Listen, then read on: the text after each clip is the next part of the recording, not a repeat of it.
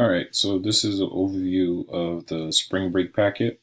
So pretty much the Spring Break packet is about linear equations, and linear equations are just an equation that creates a straight line or a curved line, but really it's just going to be mostly straight lines.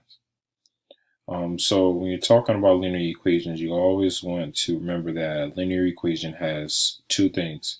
It has a slope, which is the rate of change, how fast the line is moving, which is going to be characterized with the letter M.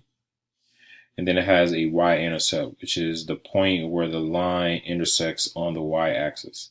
So if we look at this picture up here, the y-intercept is going to be around here. This is the point where the line intersects the y-axis. So intersect just means pass through. And this is the y-axis that goes up and down. So this will be the y-intercept, whatever that number is. And that's classified by the letter B.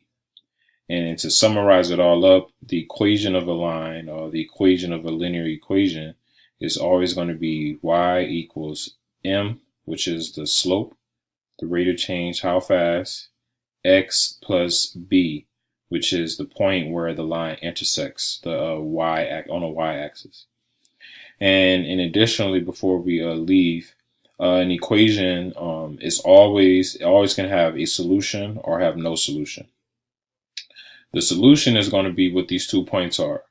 So if this point here, say for example, was 1 and the y value here was say 2, and this was a solution, that would mean that this equation is a solution to these points. That means that this point comes from this equation.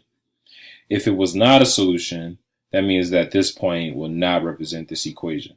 And so pretty much whenever you're dealing with a line y equals mx plus b, you're always going to get some type of point to prove and see if this equation is a solution to this point or this point is a solution to this equation. And you'll see in the other videos what I mean by that. Thank you.